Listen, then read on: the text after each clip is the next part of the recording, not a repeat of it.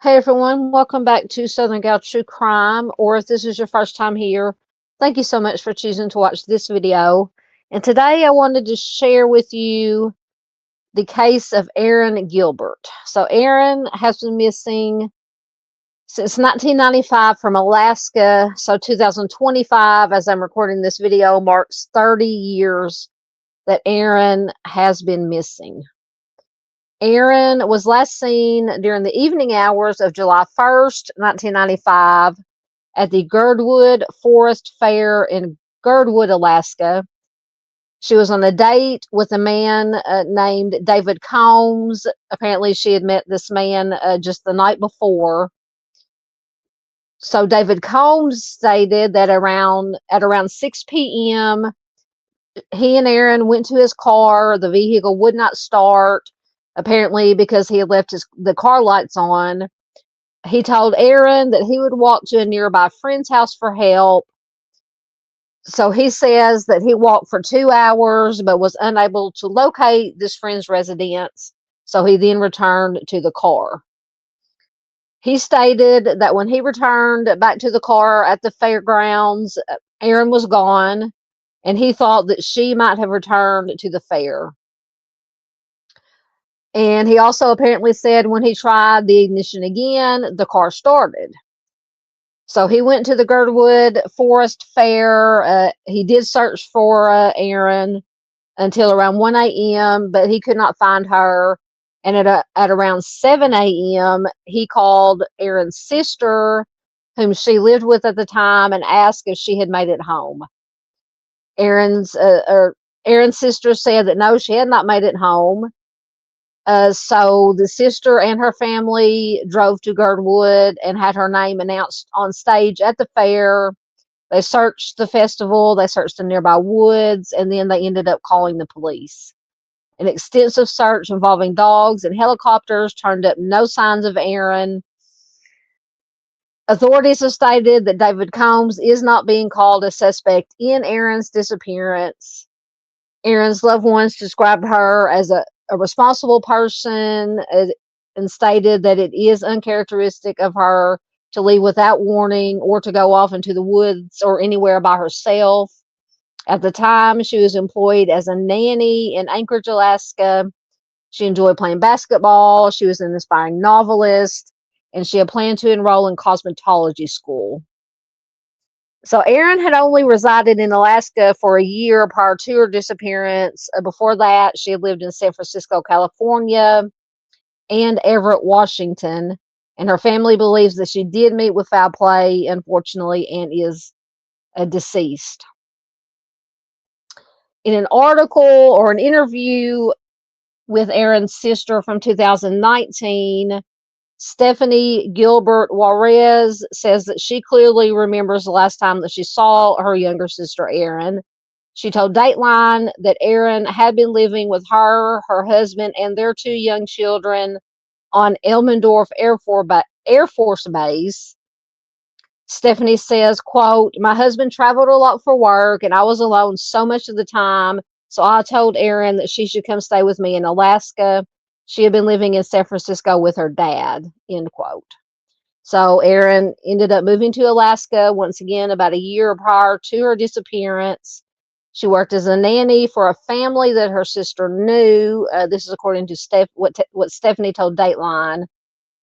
And on July 1st, 1995, Erin was getting ready for this date with Dave Combs, a man whom Stephanie says Erin had met a few nights earlier at a local bar. Stephanie says, quote, "We met him when he came to the house. I remember my husband asking him to take off his sunglasses. I think he wanted to get a good look at him, but it was also a respect thing," end quote. Stephanie told Dateline her older son, who was around 4 years old at the time, told Erin, quote, "Auntie Erin, you should bring a cell phone." And Stephanie says, or Erin said, "No, that's okay. I'm fine." But Stephanie says, in hindsight, that cell phone might have saved Erin's life. So Erin left with her date. They drove to the Girdwood Forest Fair, which is about an hour away. Witnesses told Alaska State Troopers that Erin was last seen at a beer garden with David Combs before they left around 6 p.m. In a statement to authorities in 1995, David Combs said they walked to his car, but the lights had been left on. It would not start. He told Erin that he would walk to a nearby friend's house for help. Once again, he said he walked for about 2 hours, but was unable to find this friend's house.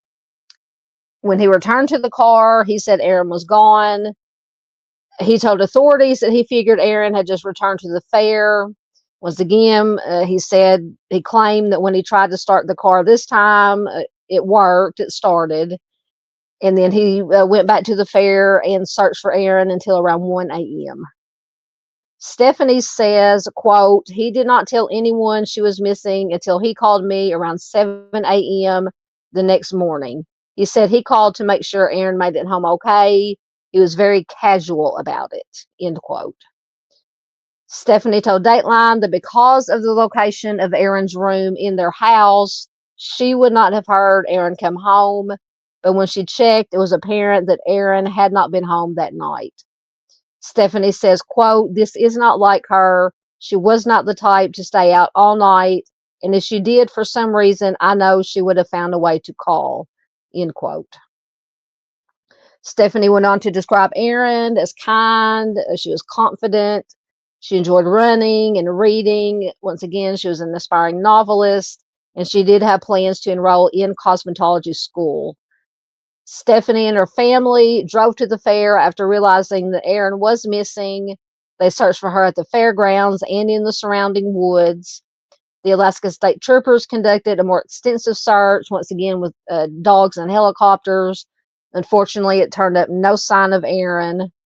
Lieutenant Randy McPherron, who is the sole investigator in the Troopers' Cold Case Investigation Unit, told Dateline that they have not received any leads in several years, but said that he would follow up on anything that came in.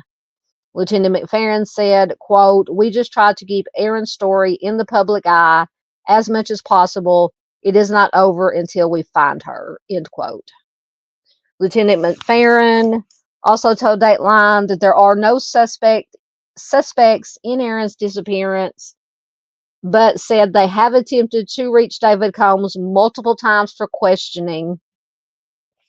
Lieutenant Farron said, David was the last person to see Erin as far as we know. He gave a few initial statements when she disappeared, but we want to talk to him again. That's all. At the time of this article, David Combs could not be located by Dateline for comment. Stephanie did start a Facebook page called Finding Erin Marie Gilbert, where people can follow the case or leave any tips or leads that they may have. Stephanie says, quote, it's been a great outlet to share Erin's story, to keep her face and name out in the world. We don't think she's alive, but she deserves justice, end quote. So once again, Erin Marie Gilbert has been missing since July 1st, 1995 from Girdwood, Alaska. She's a white female. She was just 24 years old at the time she went missing. She will be 54 years old as of 2025.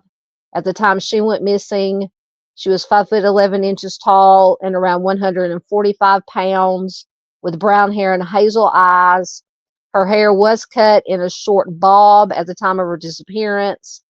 She does have a tattoo of a large blue flower on her chest. And she was last known to be wearing a black leather jacket, a black and white striped shirt, black jeans, and brown mountain boots.